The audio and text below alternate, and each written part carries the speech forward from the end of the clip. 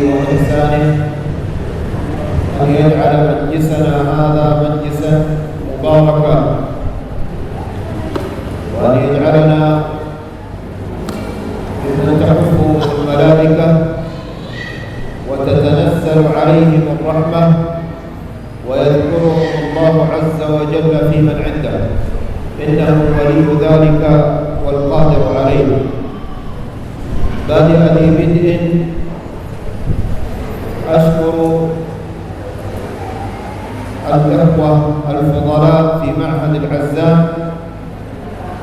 على هذه الاستضافة وعلى إتاحة هذه الفرصة لأن نلتقي بهذه الوجوه المباركة وأن نجلس معهم نتدارس شيئا من العلم، فأسأل الله عز وجل أن يكتب أجرهم ويرفع قدرهم ويبارك في جهودهم، إنه ولي ذلك والقادر عليه.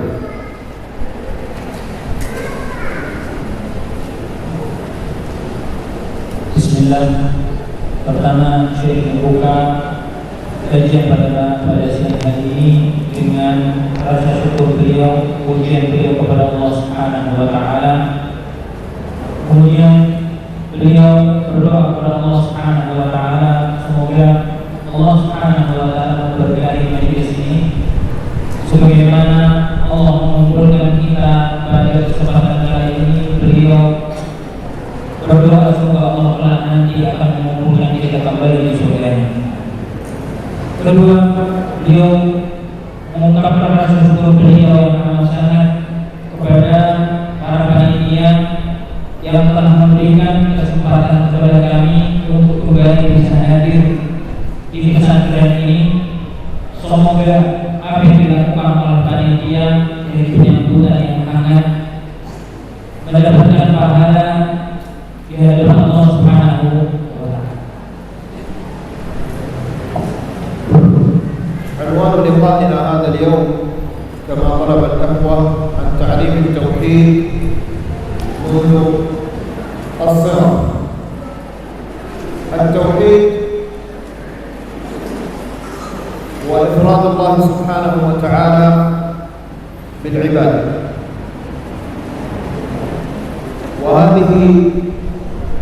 وهذا ما يجب أن يعتقده كل إنسان، فكل إنسان في هذه الأرض له عقيدة يعتقدها بقلبه،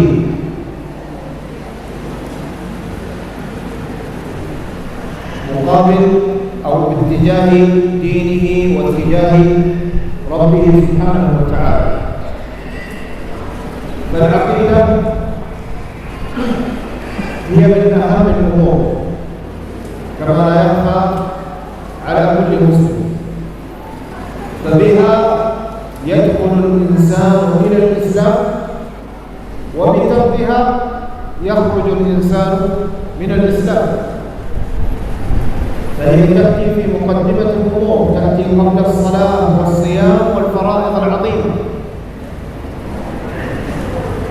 ومما يدل على أهميتها أن أول دعوة الرسل عليهم الصلاة والسلام كانت إلى التوحيد، كما قال ربنا سبحانه وتعالى: ولقد بعثنا في كل أمة رسولا أن اعبدوا الله واجتنبوا الطاغوت.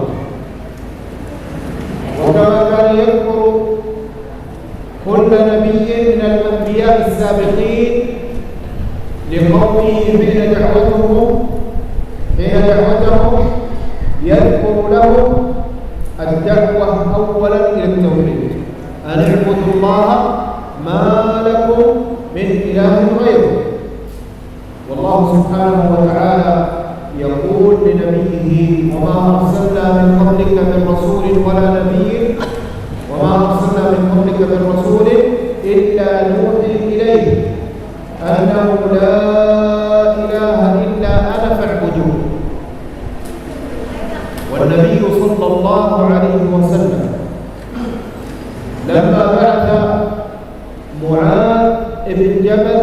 إلى أهل اليمن لكي يدعوهم إلى الإسلام. قال له: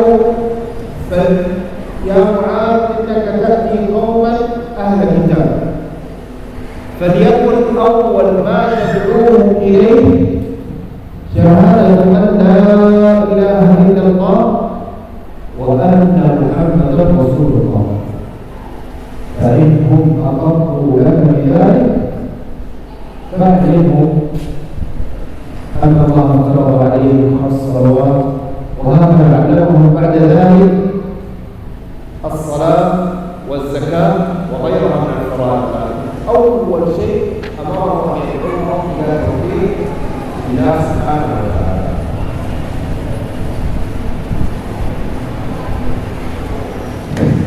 Kemudian beliau menyampaikan bahwasanya tema kajian kita pada kesempatan kali ini adalah tentang bagaimana kita mendidik keluarga kita dengan tauhid sejati.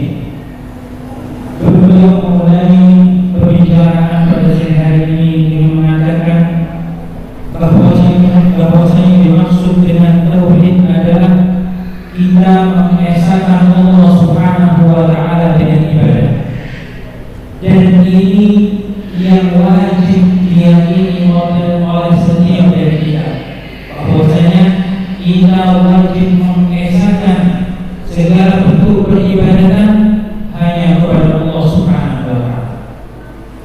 Akidah atau tauhid adalah hal yang paling penting yang harus dimiliki oleh setiap hamba Allah Subhanahu wa taala. Karena hanya dengan tauhidlah seorang dikatakan masuk ke dalam agama Islam, dan dengan tauhidlah seseorang bisa keluar dari agama Islam. Di antara hal yang menunjukkan tentang pentingnya nilai tauhid ini adalah yang pertama, seluruh dakwah para rasul dan anbiya semua dari mereka mengajak umatnya untuk bertauhid. Sebagaimana firman Allah Subhanahu wa taala, "Wa laqad ba'atsna fi kulli ummatin rasulan an i'budullaha wa yajtanibut taghut." Dan telah kami utus setiap rasul, tujuan diutusnya para rasul tersebut adalah agar mereka menyeru para manusia untuk beribadah kepada Allah Subhanahu wa taala dan menjauhi kekufuran, menjauhi kesyirikan. Hal yang kedua yang menunjukkan akan pentingnya nilai tauhid ini di hadapan Allah Subhanahu wa taala, setiap rasul yang Allah Subhanahu wa taala utus di atas muka bumi ini, mereka menyerukan satu seruan yang sama, yaitu seruan ma'alakum min ilahin ghairun. Tidaklah kalian memiliki Tuhan, zat yang berhak disembah kecuali hanya Allah Subhanahu wa taala. Dan hal yang ketiga yang menunjukkan akan pentingnya nilai tauhid di hadapan Allah Subhanahu wa taala adalah dahulu baginda kita Muhammad sallallahu alaihi wasallam tatkala mengutus seorang sahabat yang bernama Mu'adz bin Jabal. Pesan awal beliau kepada Mu'adz bin Jabal yang tatkala itu Rasulullah sallallahu alaihi wasallam utus ke negeri Yaman saat itu mayoritas penduduknya beragama Nasrani. Maka hal pertama yang dipesankan oleh Rasulullah SAW kepada Mu'adz adalah untuk menyuruh mereka, mengajak mereka kembali kepada Allah dengan bertauhid kepada Allah Subhanahu wa taala. Al-insan yansa mundu wiladati ala al-fitrah, والفطرة هي الإسلام، والإسلام هو توحيد الله تعالى. كل مولود كما قال النبي صلى الله عليه وسلم كما جاء في صحيح الإمام البخاري من حديث أبي هريرة رضي الله عنه عن رسول الله صلى الله عليه وسلم قال: كل مولود يولد على الفطرة، أو قال: ما من مولود إلا ويولد على الفطرة. جاء في بعض الروايات: إلا ويولد على هذه الملة، أي على ملة الإسلام. فأبواه يهودانه أو ينصرانه أو يمجسانه. فالأصل في كل إنسان يولد أنه موحد لله سبحانه وتعالى. ثم يأتي تربية الآباء، فاليهودي سيعلم ابنه ما يخالف هذه الفطرة، يعلمه دين اليهود المخالف لتوحيد الله، والنصراني هكذا والمجوسي هكذا. وهذا يدلنا على أنه ينبغي لنا أن نهتم بالمحافظة على هذه الفطرة التي يولد عليها الأبناء، فنهتم بها بأن نعلمهم العقيدة الصحيحة، يقول الإمام ابن القيم: جعل فطرته، أي فطرة هذا الطفل، مقتضيا لقبول الإسلام. يعني لو تركنا هذا الطفل بدون تربية، تركناه هكذا، فرضنا أنه يعيش في مكان وحده بدون تربية، بدون أي عوامل خارجية، أي مؤثرات خارجية، سينشأ موحدا لله سبحانه وتعالى على دين الإسلام. قال: جعل فطرته مقتضية لقبول الإسلام لأنه الدين الحق الموافق للفطرة السليمة والعقول المستقيمة.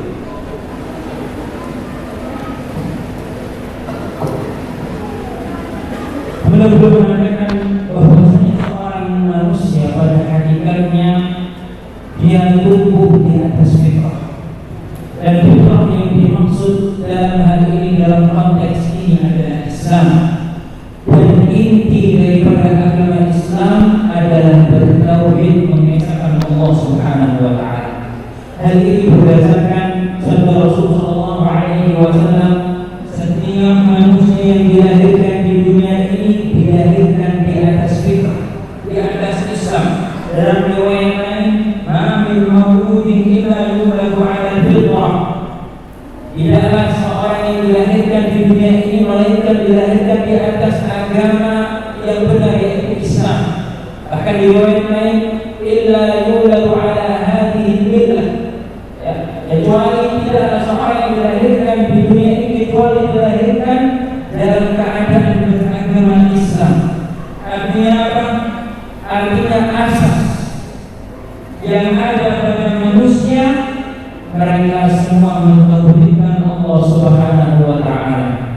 Namun sayangnya, ketika dia terlahir di keluarga yang Nasrani ataupun Yahudi, maka peran orang tua yang menjadikan anak tadi menyeleweng dari fitrah yang Allah fitrahkan atas dirinya, maka sang anak yang tadinya difitrahkan oleh Allah Subhanahu wa taala di atas fitrah bertauhid kepada Allah Subhanahu wa taala, oleh karena peran orang tua dia menjadi seorang Yahudi. Oleh karena didikan orang tuanya, dia menjadi seorang Nasrani. Maka fakta ini menuntut kita semua selaku orang tua untuk benar-benar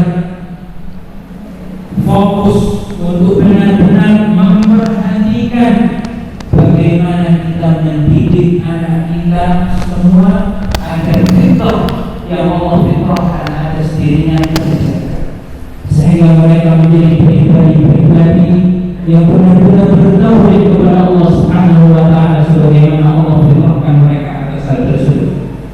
Ibnu Qayyim rahimahullah mengatakan, fitrah yang Allah berikan pada manusia ini adalah modal utama agar mereka bisa menerima syariat Islam, agar mereka bisa menjalankan syariat Islam dengan semestinya, karena agama Islam adalah agama yang benar. والإسلام أيضا بدأ يهتم بتحسين هذه الفطرة والاهتمام بها لكي تبقى على أصلها وعلى حقوقها منذ أن يولد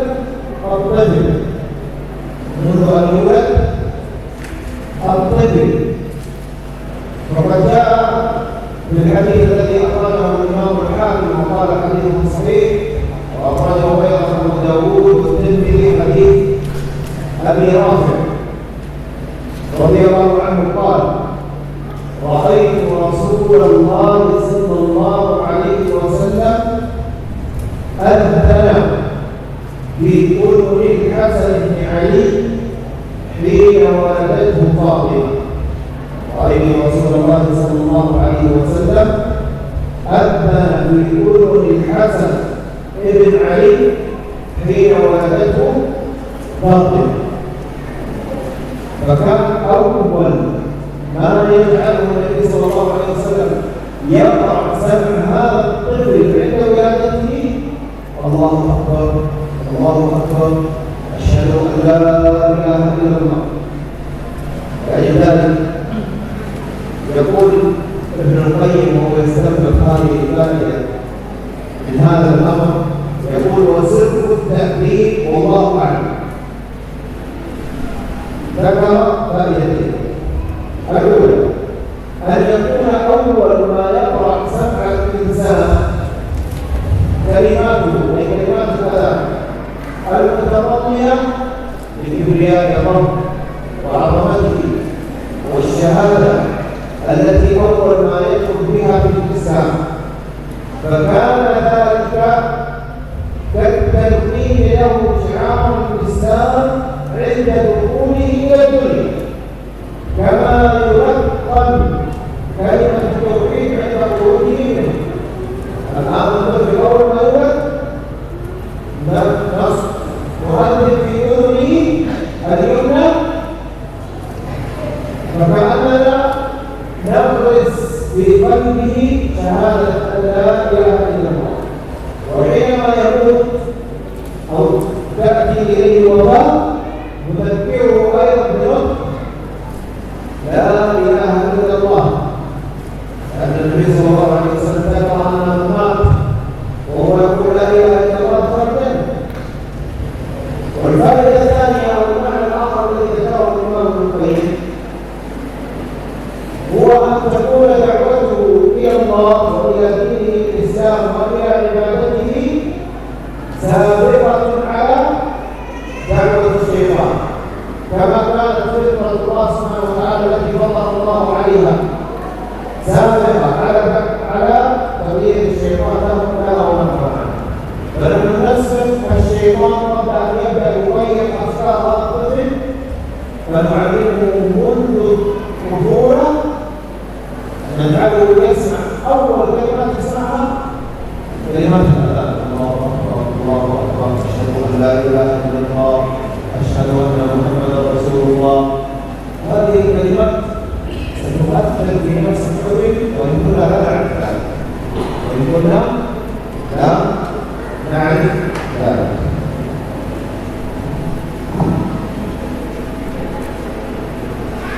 Beliau menjelaskan bahwasanya Islam sangat memperhatikan sekali bagaimana menjaga fitrah yang Allah Subhanahu wa Ta'ala fitrahkan seorang manusia di atasnya, yaitu agama Islam.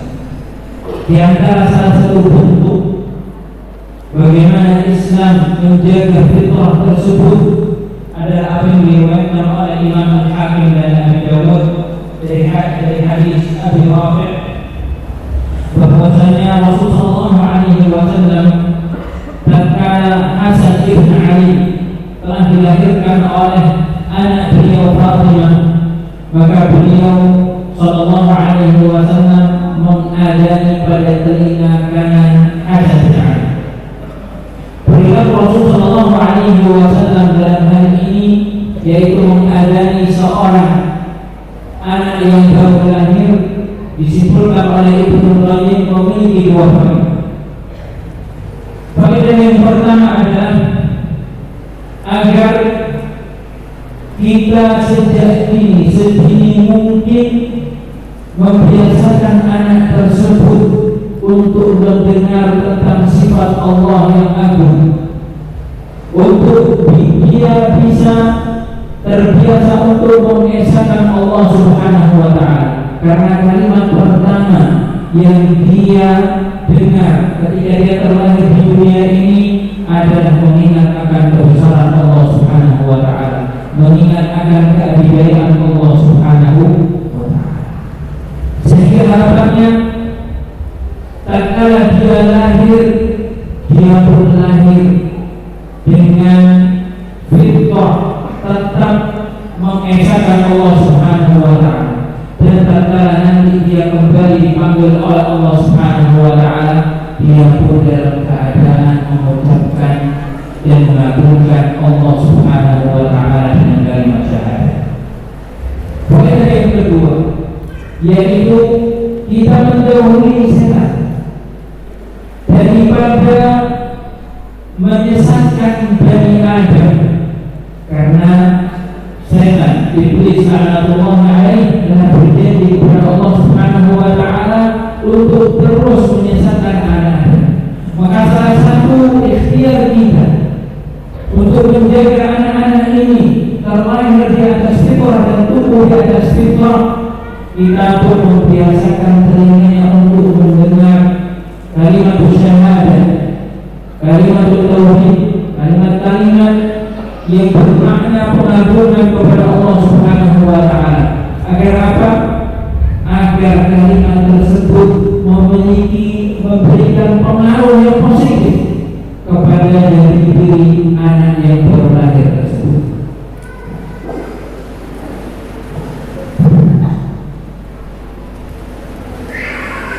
وبعد أن يكبر الطفل ينبغي أن نعتني به أيضا في تعليمه توحيد الله سبحانه وتعالى.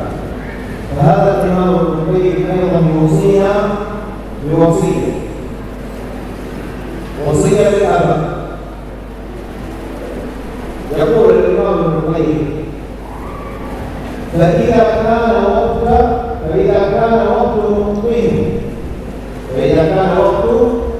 نطقهم يعني الطفل أول ما يبدأ يتكلم ويقرأ الحروف قال فيلقن لا إله إلا الله محمد رسول الله. لماذا؟ قال وليكن أول ما يقرأ مسامعهم أول شيء يفهمونه ويعرفونه في مسامعهم معرفة الله سبحانه وتعالى. وهكذا كان الصحابة يحرصون على أبنائهم أن يلقنوه كلمة التوحيد أول ما يبدأ منه. هذه أم سليم أبو قيصر، أم سليم اسمها أبو قيصر، وهي والدة أنس بن مالك، وأنس بن مالك خادم رسول الله صلى الله عليه وسلم.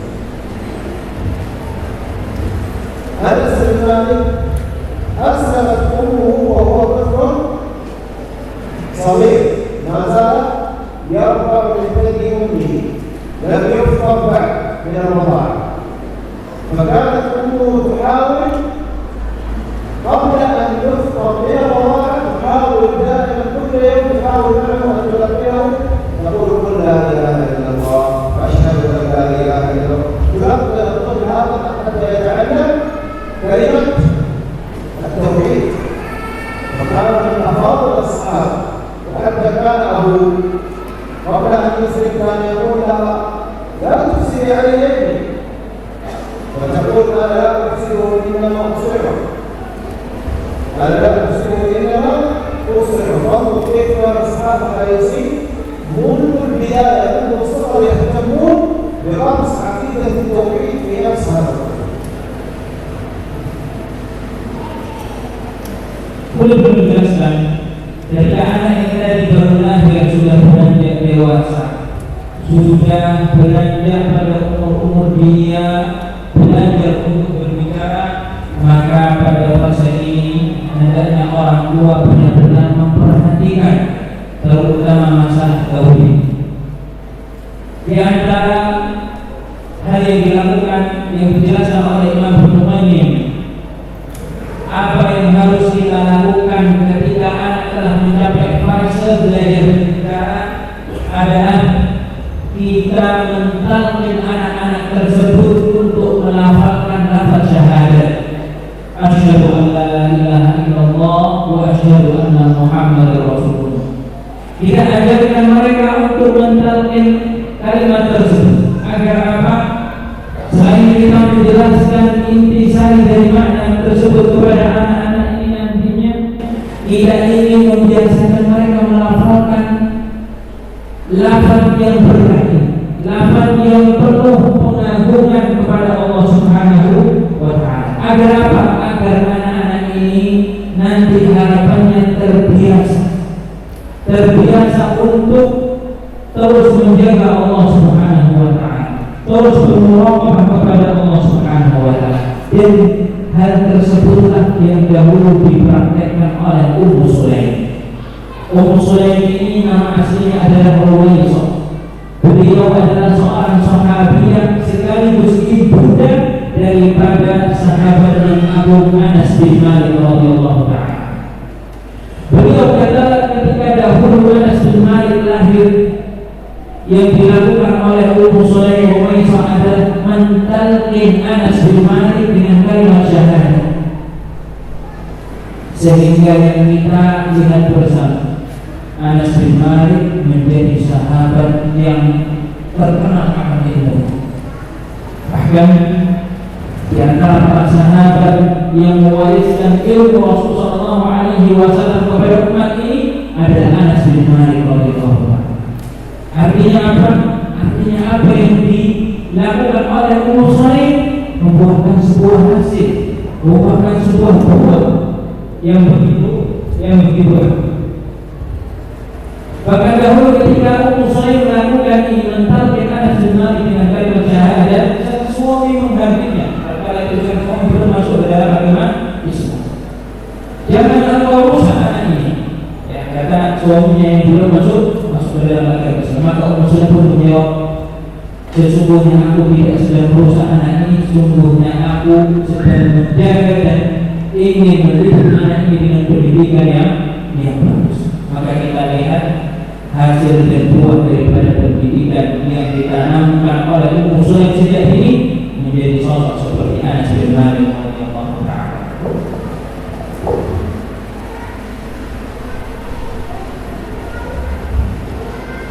أيضا تعليم التوحيد للأبناء الأنصار هو منهج للأنبياء والصالحين من قديم الزمان. فهذا أول الرسل نوح عليه السلام لما جاء الطوفان ماذا قال؟ قال يا بني اركب معنا ولا تكن مع الكافرين. دعا ابنه الى ان يكون مع الموحدين، تعالوا مع المؤمنين مع الموحدين، لا تبقى مع الكافرين. يا بني انظر حرص نوح مع ان ابنه خلقه، ولكنه لا يزال يحرص عليه حتى في اللحظه الاخيره من المجاعه، وهو يحرص على ابنه ان ينقذه من الشرك وان يدعوه الى التوحيد. وانظر الى ابي الانبياء الخليل ابراهيم عليه السلام، واذ قال ابراهيم رب اجعل هذا البلد امنا واجنبني وبني ان نعبد الاصنام.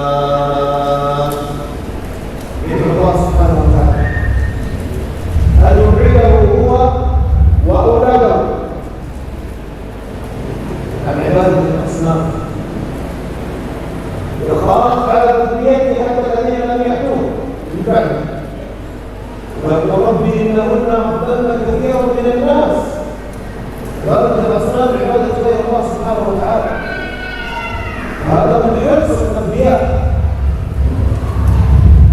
دعوة مباشرة وسأل الله عز وجل أن يحفظ أبنائهم، وجعلوا ذلك في وصيتهم كما قال تعالى: ووصى بها إبراهيم بنيه ويعقوب يا بني إن الله اصطفى لكم الدين فلا تموتن إلا وأنتم مسلمون. إبراهيم يوصي أبنائه، يعقوب يوصي أبنائه، الله اصطفى لكم هذا الدين، هذا التوحيد، هذا الخالص، تمنعوا أن تموتوا على غيره، لا تموتوا إلا على الإسلام. وهذا نفس تربية الأنبياء وحرصهم، إذا كانوا هم يدعون الناس إلى توحيد الله لا يدعون أبنائهم.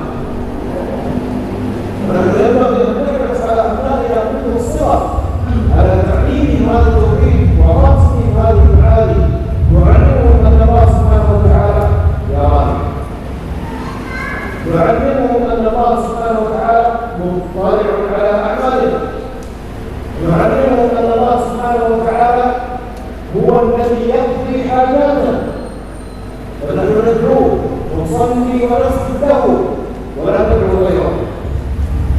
هذا التوحيد نحن بحاجة، خاصة في هذا الزمن الذي انتشر فيه دعاة الضلال، نحن بحاجة أن نغرس هذا التوحيد في نفوس أبنائنا منذ الصغر حتى ينشأوا عليه الضلال. Beliau menyebutkan bahwasanya mendidik dengan tauhid sejati adalah salah satu metode yang dilakukan oleh para anbiya sejak dahulu. Di antara yang membuktikan akan hal tersebut adalah apa yang dilakukan oleh awal Rasul yang pertama yaitu Nuh alaihi salam, di mana beliau tidak henti-hentinya terus mengajak anaknya untuk bertauhid kepada Allah Subhanahu wa taala. Artinya apa, Bapak sekalian? Pendidikan tentang tauhid tidak hanya terputus ketika mereka telah beranjak dewasa. Kita selaku orang tua harus senantiasa menjadi pendamping mereka, menjadi pengingat mereka, anak-anak kita, untuk terus mengingatkan mereka akan bertauhid kepada Allah Subhanahu wa taala, mengesahkan Allah Subhanahu wa taala, sebagaimana hal tersebut yang dilakukan oleh Nabi Nuh alaihi salam. Dan Nabi Nuh sebagaimana yang diabadikan oleh Allah Subhanahu wa taala dalam Al-Qur'an mengatakan kepada anaknya sebelum terjadinya banjir bandang, beliau masih menyempatkan untuk mengajak kembali anaknya bertauhid kepada Allah Subhanahu wa taala dengan firman Allah Subhanahu wa taala, ya bunayya irkam ma'ana wa la takun ma'al kafirin. Wahai anakku, ikutlah aku yang atas bahteraku, jangan engkau bersama orang-orang kafir. Hal yang sama dilakukan oleh Khalilullah Ibrahim alaihi salam. Tatkala Ibrahim alaihi salam tidak hanya menyeru umatnya, tidak hanya menyeru kaumnya untuk bertauhid, namun beliau tidak lupa akan kewajiban hal tersebut kepada anak-anak. Sehingga doa yang selalu dipanjatkan oleh Nabi Ibrahim alaihi salam adalah doa yang Allah abadikan dalam Al-Quran, Rabbi ja'al hadzal balada aminan wa junubni wa baniya an na'budal asnam. Ya Allah, jadikanlah Makkah al-Mukarramah adalah kota yang penuh dengan keamanan. Wa junubni wa baniya an na'budal asnam, dan jauhkanlah aku dan anak cucuku daripada menyembah selain Engkau, ya Allah. Ibrahim alaihi salam hanya berdoa. Namun yang dilakukan oleh Nabi Ibrahim, beliau juga selalu dan senantiasa berwasiat memberikan wejangan kepada anak-anaknya agar anak-anaknya selalu dalam ketauhidan kepada Allah Subhanahu wa taala.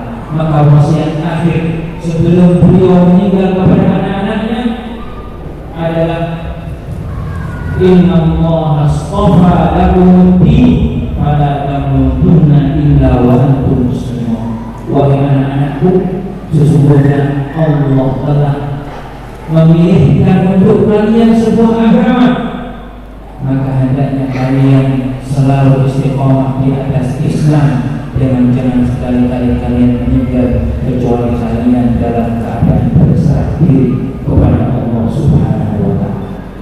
Inilah manajemen yang oleh Allah Subhanahu wa taala yang harus kita praktekkan, yang harus kita optimalkan dalam keluarga kita, yaitu untuk menanamkan kepada anak-anak kita rasa takut kepada Allah Subhanahu wa taala. Kaitkan semua hal yang mereka lakukan dengan Allah Subhanahu wa taala. Ajari mereka untuk selalu takut kepada Allah Subhanahu wa taala.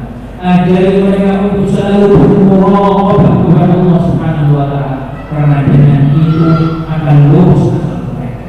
Terutama di zaman-zaman yang penuh dengan orang-orang yang mengajak kesesatan, yang mengajak kepada kesesatan, kita wajib menanamkan nilai-nilai ini, nilai-nilai ketauhidan kepada Allah Subhanahu wa taala harus senantiasa kita tanamkan kepada mereka, karena dengan hal tersebut dan hanya dengan itulah akhlak anak-anak kita akan terjaga, agama anak-anak kita pun akan terjaga.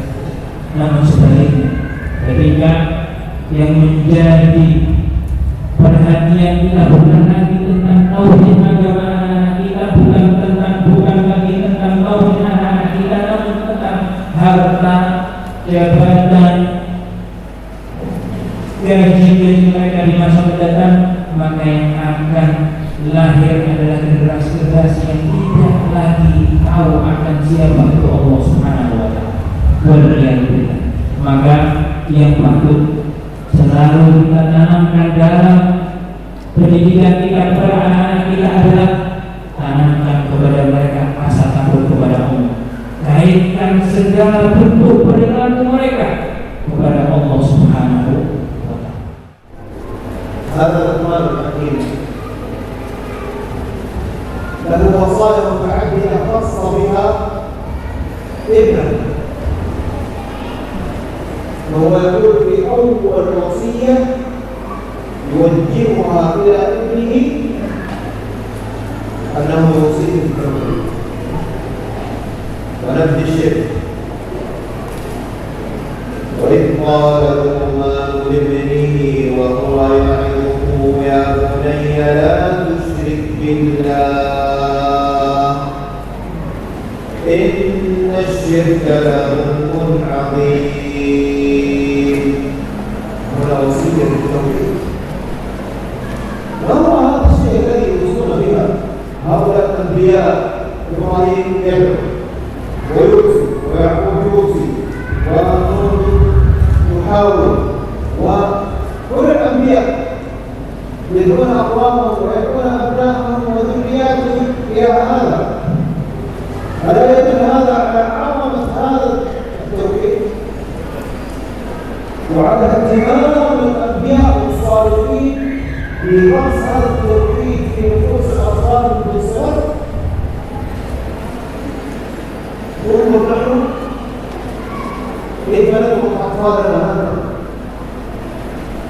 لا نهتم بتعليمهم هذا التوحيد خلاص نحن مؤمنين سيعرفون التوحيد. لا، إذا كان الأنبياء قد اهتموا بهذا فينبغي لنا أن نهتم بهذا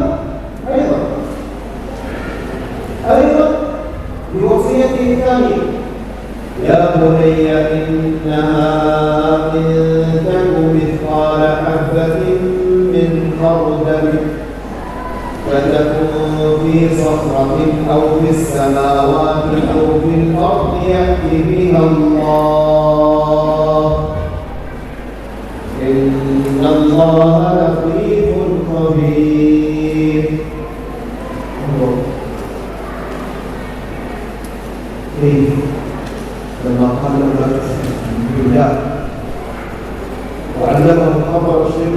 الإسلام وأهمية توحيد الله بدأ تطبيق العمل بهذا وبدأ يعلم مواطن الله سبحانه وتعالى. أين ستذهب؟ أين ستختفي؟ لو حبة في الخردة حبة صغيرة هذا تكون في صخرة في الصحراء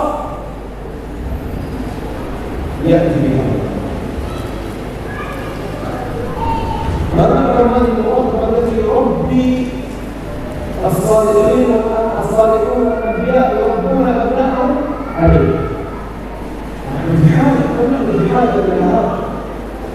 إذا ربيناهم على هذا سينشؤون على هذا التفكير وسينشؤون على مخافة الله وعلى مراقبة الله، يعلمون أن الله مطلع عليهم، يعلم سرهم وما يخفون.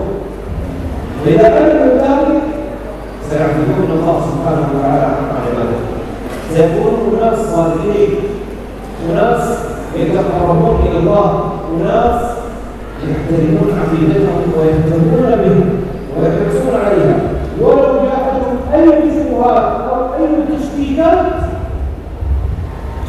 سيبقوا صامدين ثابتين كالجبال الراسية.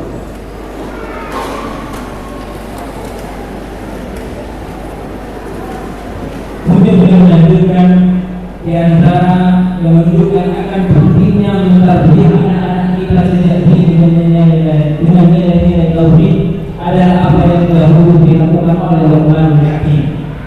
Sehingga Luqman bin Hakim memberikan kepada anaknya banyak wasiat. Di antara wasiat yang pertama yang dia berikan kepada anaknya adalah wasiat tentang tauhid. Beliau mengatakan la tusyrik billah inna syirka la dzulmun 'adzim. Wahai anakku, janganlah engkau mensekutukan Allah Subhanahu wa taala. Dia tanamkan pada anaknya nilai tauhid yang agung. Jangan sampai anak tersebut meremehkan permasalahan tauhid, meremehkan permasalahan ikhlas kepada Allah Subhanahu wa taala, sehingga anaknya harapannya akan tumbuh dengan mengagungkan Allah Subhanahu wa taala. Maka jangan sampai ada sebuah pemahaman, oh anak saya kalau sudah besar insyaallah akan bisa belajar sendiri. Jangan.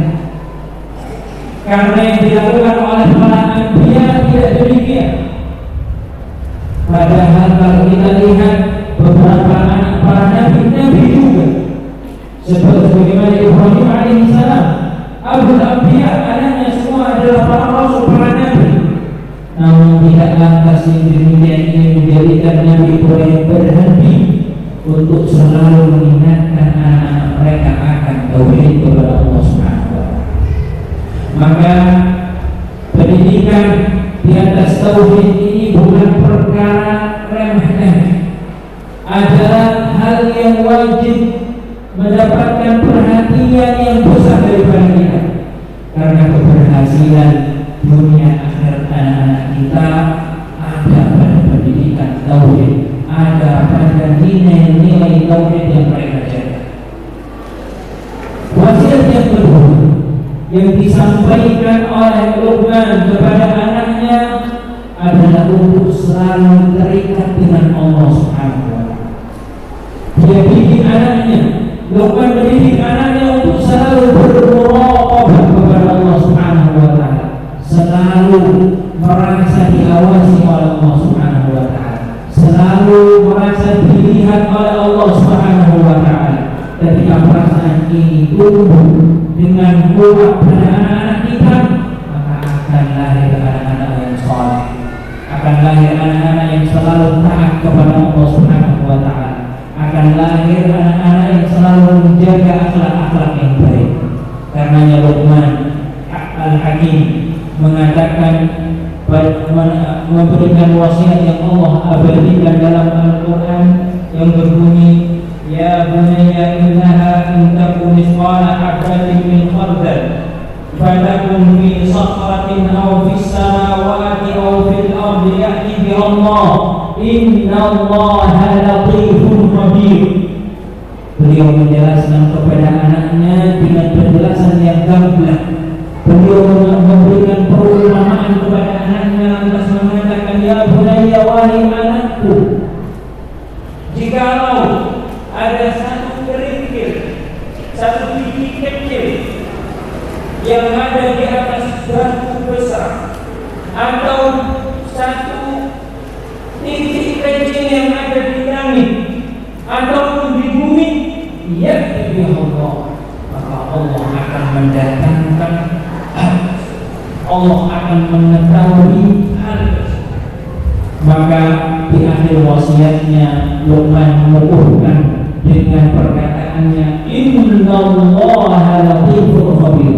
Ketahuilah wahai anakku, sesungguhnya Allah itu maha mengetahui. Ketika nilai ini tertanam, terpatri secara kuat pada hati anak-anak kita, maka akan muncul, akan terwujud sebuah generasi anak-anak yang soleh, anak-anak yang memegang teguh agama ini dengan kuat, walaupun dia berhadapan dengan syubhat, dengan aneh-aneh. Syubhat, syahwat selalu mengintai anak-anak kita Bapak sekalian. Namun ketika kita telah sejak dini menanamkan nilai ini dalam hati-hati mereka, kita tanamkan nilai ini, nilai untuk selalu bermuraqabah kepada Allah, maka akan lahir seorang pemuda dan pemudi yang kuat, yang tahan akan semua syahwat dan syubhat. وهذا رسول الله صلى الله عليه وسلم سار على منهج الأنبياء والصالحين من قبله، وكان حريصا أشد الحرص على تعليم توحيد الناس وعلى تعليم التوحيد للأطفال الصغار.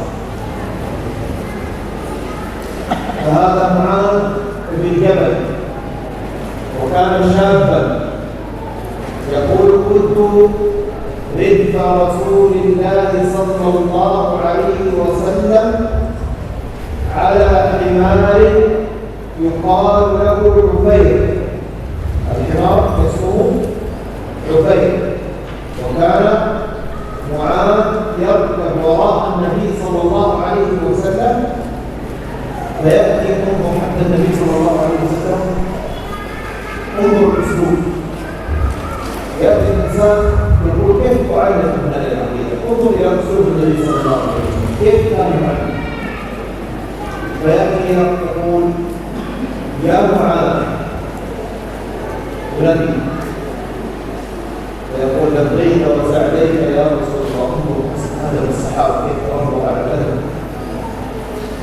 فيسجد النبي صلى الله عليه وسلم ويمشي، ثم يقول يا معاذ، فيقول لبيك وسعديك يا رسول الله، فيمشي النبي صلى الله عليه وسلم ثم يقول يا معاذ، حتى يلفت، اتخذ اسلوب مختلف لأهمية الكلام الذي سيكلم معاذ به. ونحن هكذا ينبغي أن ننفع الأساليب مع أبنائنا، لا نعلمهم بطريقة واحدة، مرة بهذا الأسلوب ومرة بهذا الأسلوب ومرة بهذا الأسلوب، كل مرة أخطاء أسلوب لتعليمهم التوحيد والعقيدة وما ينفعهم في دينهم والقيامة. فانظر إلى الفلسفة اختار هذا الأسلوب العجيب الذي جعل معاذ ينتبه، ثم قال له يا معاذ أتدري ما حق الله على العباد وحق العباد على الله؟ قال لا. قال حق العباد على الله أن يعبدوه لا يشركون، وحق العباد على الله أن لا يعذب من لا يشرك بالله شيئا. فلأهمية هذا الأمر كيف اتخذ النبي صلى الله عليه وسلم هذا الأسلوب الرائع في تعليمنا. وأيضا عبد الله بن عباس كان من الشباب الصغار، هل تركه النبي صلى الله عليه وسلم قال هذا الصغير لا تعلمه سيكبر ويتعلم؟ لا، إنما كان يعرف مسألة علمه. دعا له النبي صلى صلى الله عليه وسلم وقال اللهم فقههم في الدين وعلمه التأويل، أي علمه تفسير القرآن. فصار عبد الله بن عباس من علماء هذه الأمة، من أكبر المفسرين من الصحابة، أقوى المفسرين من الصحابة، ببركة دعوة رسول الله صلى الله عليه وسلم. فيقول له النبي صلى الله عليه وسلم ويعلمه كلمات يخص فيها عبد الله بن عباس، يعلمه كلمات كلها تدل على توحيد الله. يا غلام إني أعلمك كلمات. ما هي هذه الكلمات؟ احفظ الله يحفظك، احفظ الله تجده تجاهك، إذا سألت يعود نظر فلان ولا فلان تذهب إلى القبر الفلاني ولا يذهب إلى الشجرة الفلانية ولا يذهب إلى المكان الفلاني. قال لا، إذا سألت فاسأل الله، وإذا استعنت فاستعن بالله. كل توحيد. واعلم أن ما أصابك أو واعلم أن الأمة لو اجتمع كل الأمة على أن ينفعوك بشيء لم ينفعوك إلا بشيء قد قدره الله. ولو اجتمع هذه الأمة كلها على أن ينفعوك بشيء لم ينفعوك إلا بشيء قد كتبه الله عليك. رفعت الأقلام. هذه كلها كلمات عقيدة وعلمها لمن؟ للطفل الثاني. النبي صلى الله عليه وسلم يعلمه الدعاء ويعلمه الاستعانة بالله. ودائما نقرأ في صلاتنا إياك نعبد وإياك إياك نعبد وإياك ما سمعت أريد أسمع. إياك نعبد وإياك نستعين، أي لا نعبد إلا الله ولا نستعين إلا بالله. لا نستعين لا بولي ولا بغيره ولا، إنما استعانتنا وتوحيدنا وسؤالنا كله لله سبحانه وتعالى. والنبي صلى الله عليه وسلم علم هذا الرجل هذه أساسيات وهذه الأصول القوية والعقيدة الراسخة وهو ضجر. فنحن ينبغي لنا أن نهتم بهؤلاء الأطفال وأولاد الشباب ونعلمهم العقيدة الصحيحة منذ الصغر حتى يجب. Di antara perhatian Rasulullah SAW terhadap penanaman tauhid sejak dini kepada anak-anak adalah apa yang dilakukan oleh Nabi Muhammad SAW kepada sahabatnya Mu'adz bin Jabal.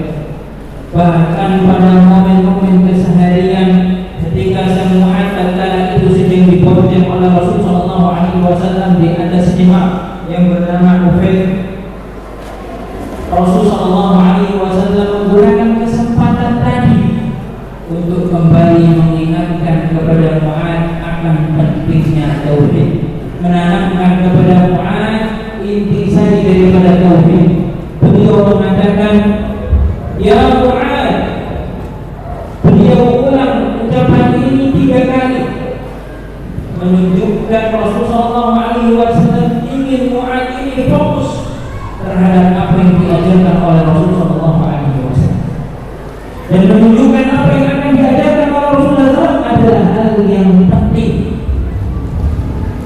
Mu'adz Rasulullah SAW bersabda, "Adadri ma haqqullah 'ala al-'ibad wa ma haqqul 'ibad 'ala Allah."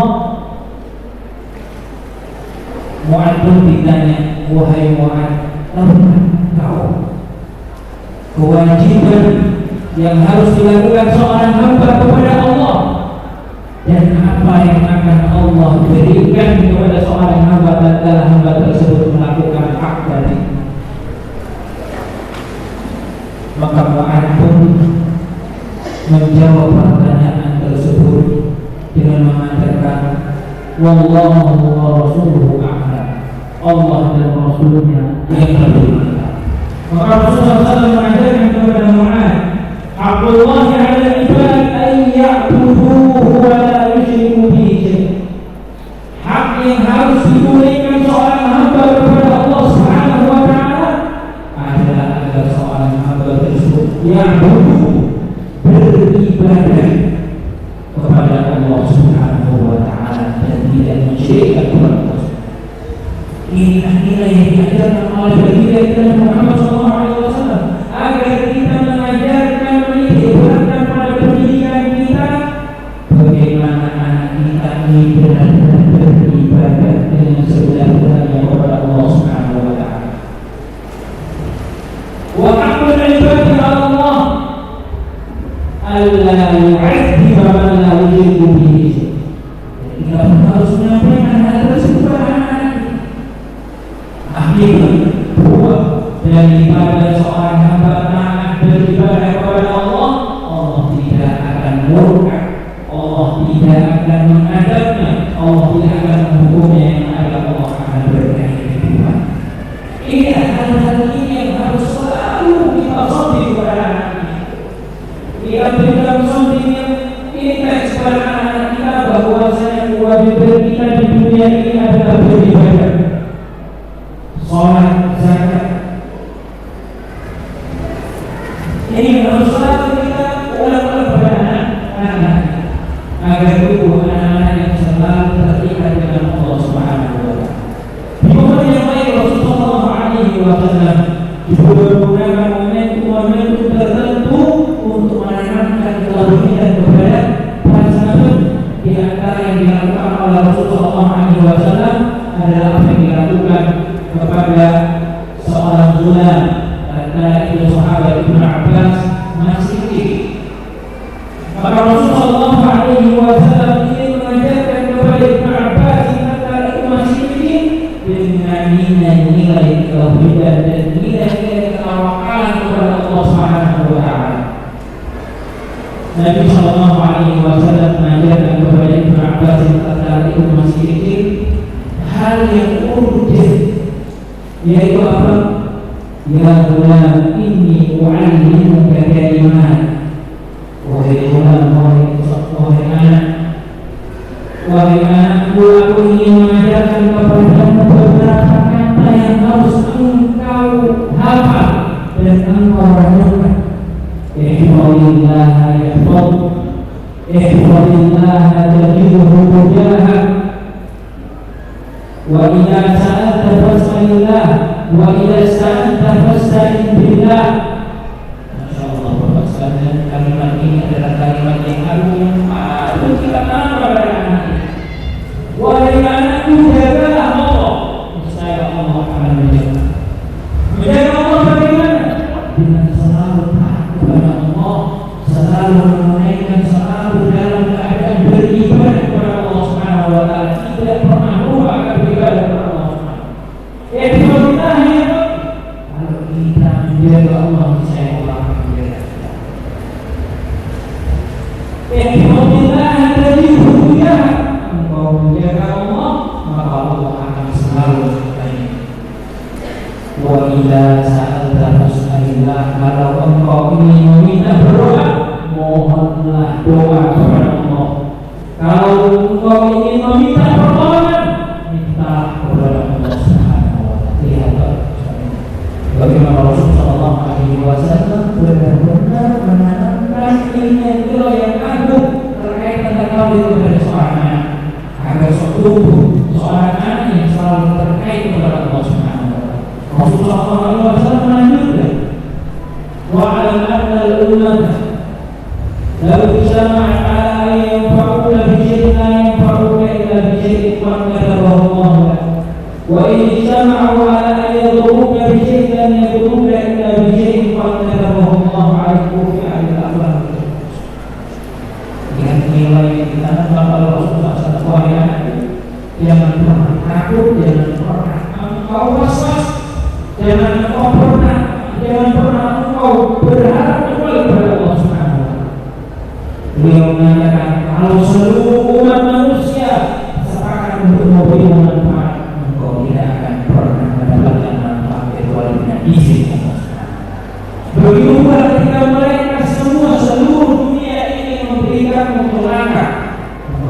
akan celaka kecuali apa yang Allah izinkan. Apa kecelakaan yang Allah telah tuliskan. Artinya apa? Ditanamkan kepada diri anak tersebut takut dan harap kepada Allah Subhanahu wa Ta'ala. Dia hanya takut dan dia hanya berharap hanya kepada Allah Subhanahu wa Ta'ala, tidak kepada manusia. Inilah yang harus kita lakukan, kita tanamkan pada anak kita sejak dini. Kita tanamkan kepada mereka takut dan rasa harap mereka hanya untuk Allah Subhanahu wa Ta'ala saja. وأيضا رسول الله صلى الله عليه وسلم كان حريص على الأطفال حتى يتولدوا. ننظر إلى ذلك الغلام اليهودي كما في حديث أنس الذي رواه الإمام الحاكم أنه كان هناك غلام يهودي كان يخدم رسول الله صلى الله عليه وسلم، فمرض هذا الغلام فذهب النبي صلى الله عليه وسلم يعود ويزور، فرآه على فراش الموت فقال يا غلام أنا يقول يا مسلم، يقول يا غلام قل لا إله إلا الله، حرص على أن يكون يتوفيه وعلى أن يدخله في هذا الدين مع أنه يهود وطفل شاب صغير، ولكن حرص الرسول صلى الله عليه وسلم على أن يدخله في الإسلام حتى في هذه المرة سيكون هنا، لكن حرص الرسول صلى الله عليه وسلم على دعوته إلى التوحيد وإلى الإسلام في هذه المرحلة الحالية، وهذا الرسول يقول لا إله إلا الله. فنظر الشاب اليهود نظر إلى والده فقال له الأبوه يا بني قابل هذا القاسم، وأبو القاسم هو رسول الله صلى الله عليه وسلم، قال يا بني قابل هذا القاسم، فقال الغلام اليهودي لا إله إلا الله أشهد أن لا إله إلا الله وأشهد أن محمدا رسول الله ثم ضمن. فأمر النبي صلى الله عليه وسلم الصحابة أن يغسلوه وأن يصلوا عليه كما مات عليه السلام.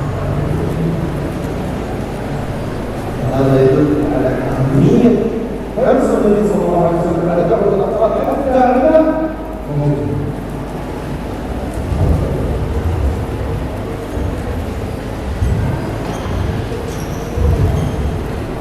Di antara salah satu bentuk bagaimana Rasulullah SAW sangat memperhatikan sekali tentang penanaman tauhid adalah Rasulullah SAW memanfaatkan segala momentum untuk menanamkan nilai-nilai tauhid. Sebagaimana yang tadi dipaparkan di awal, bagaimana Rasulullah SAW memanfaatkan keadaan beliau membuat diri sahabat Mu'ad, keadaan beliau bersama Ibnu Abbas, dimulai menyolatkan tatkala ada seorang anak kecil dari kalangan Yahudi yang akan meninggal.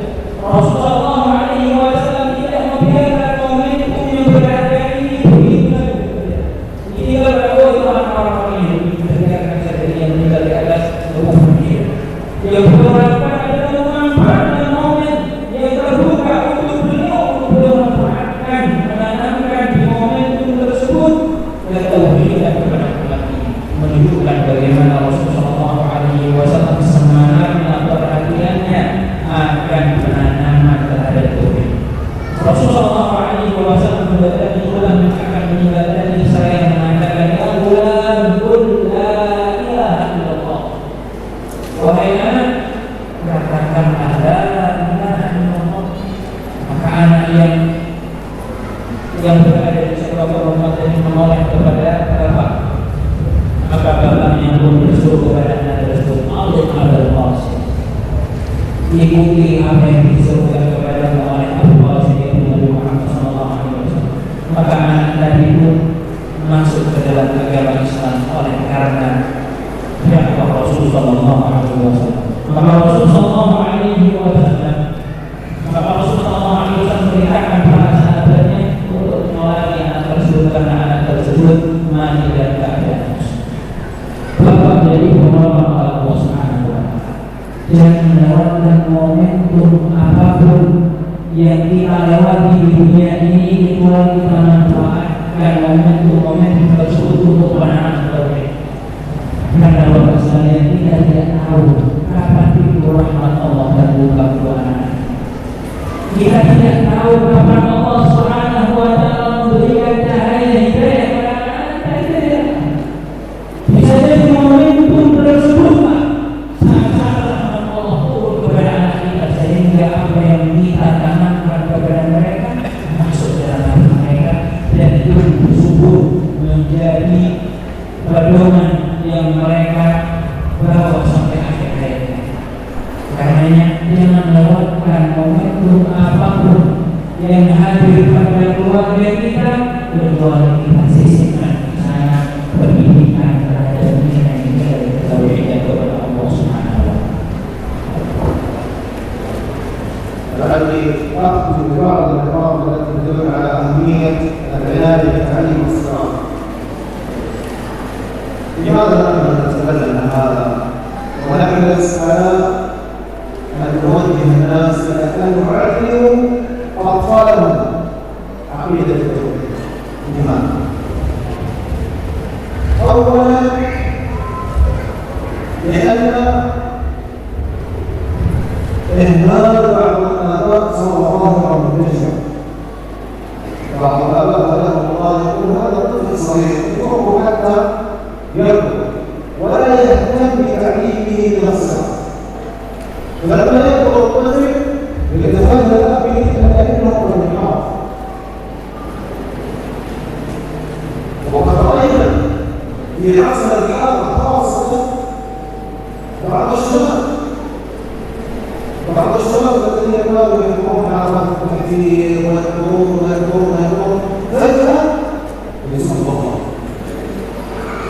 يذكر دينه ويذكر فيتفكر ويقول أنا أتقبل من الله وأعلمه التوحيد تعليم بأساليب متنوعة.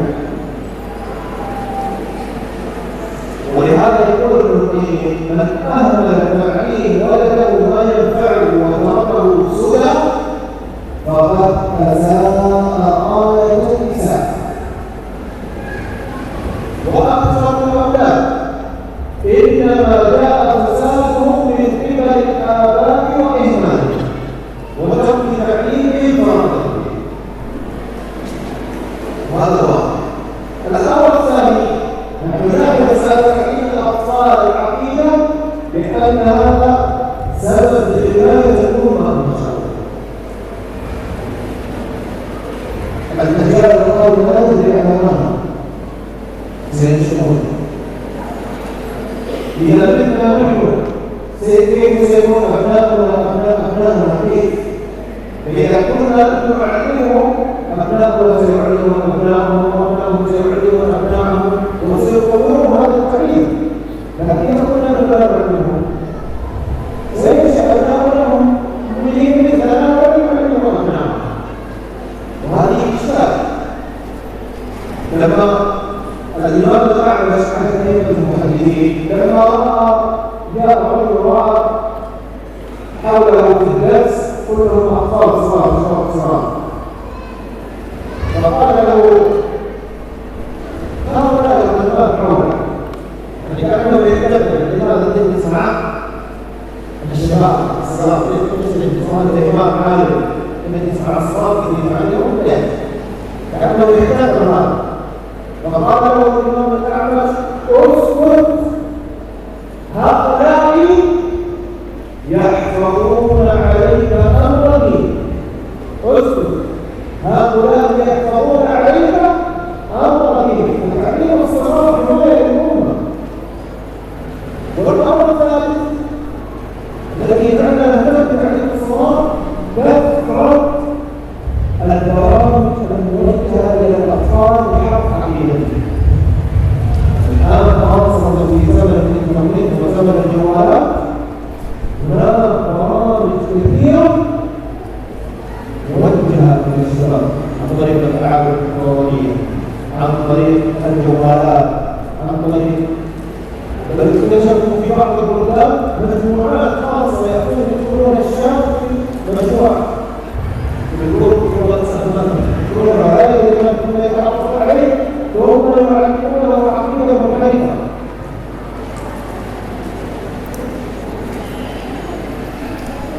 وجدنا نحن عندنا في أيام الأيام شدة الحر وكذا تأتي منظمات إغاثية من دول الغرب الكافرة.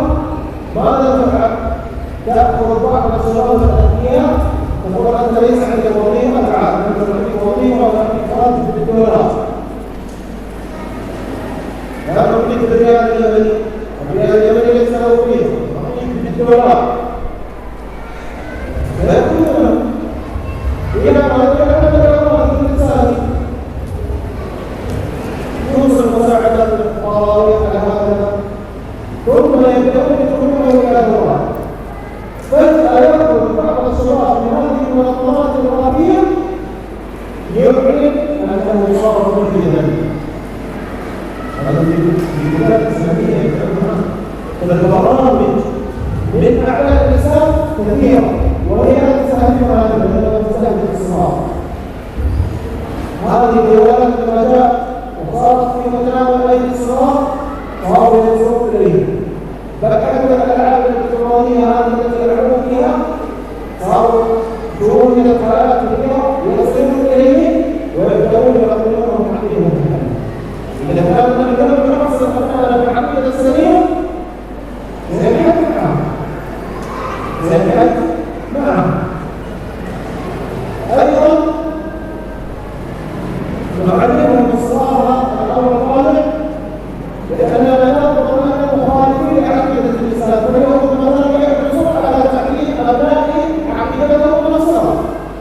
فمثلا اليهود يسمون أبنائهم عندنا مريد، وهذا الاسم معناه بالعبرية معناه قيامنا معه منذ الصلاة ويشبهون على هذا.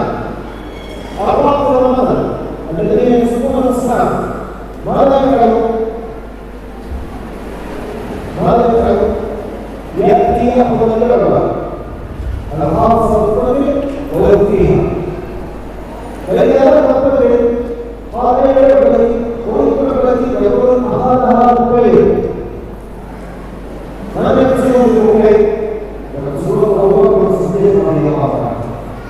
لماذا يفعل هذا؟ لكي ينشأ الطفل وهو يكره أبو بكر الصديق فينشأ عن عقيدته. فانظر كيف هم يهتمون نحن أصحاب الحق أو لا نهتم بدرس عقيدة الصحيح في الإسلام.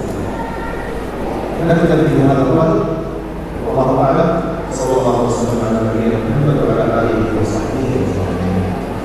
Kemudian beliau Allah ingin menutup kajian kali ini dengan memberikan beberapa alasan kenapa kita harus benar-benar memperhatikan pendidikan akidah dan anak. Hal pertama yang harusnya kita untuk memperhatikan pendidikan anak-anak kita dengan pendidikan tauhid adalah karena peledornya beberapa orang tua daripada mendidik anak mereka dengan pendidikan tauhid. Beberapa beranggapan bahwasanya anak ini masih belum saatnya kita ajarkan tauhid. Yang terjadi apa? Ketika anak tersebut besar, tumbuh dewasa, dia menjadi seorang yang beriman kepada Allah Subhanahu. Lalu ketika sudah terjadi siapa yang besar? Misalkan pastilah orang tua yang menegor, tidak mau memperhatikan pendidikan anak-anak. Ya. Maka fenomena ini karena banyaknya orang tua yang tidak perhatian dengan pendidikan tauhid mengharuskan kita untuk benar-benar memperhatikan pendidikan tauhid ini kepada anak-anak. Sebagaimana yang dikatakan oleh Imam Ibnu Qayyim, man ahmala ta'lima yanfa'uhu wa ta'limul abna yanfa'uhu. Maka orang yang tidak memperhatikan pendidikan tauhid kepada anak-anak mereka, man ahmala ta'lima waladahu ma yanfa'uhu wa tarakahu sudan asa al-ghayat al-isa'a wa aktsar al-awlad inna ja'a fasaduhum min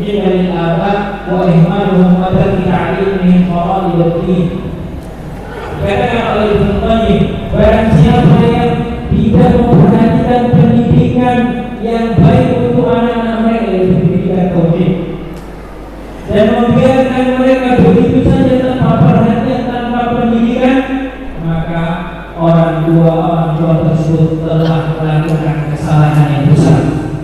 Dan kebanyakan anak-anak yang rusak itu rusak oleh karena keteledoran dan tidak perhatian orang-orang tua mereka terhadap pendidikan tauhid mereka. Karena orang tua mereka tidak mengajarkan kepada mereka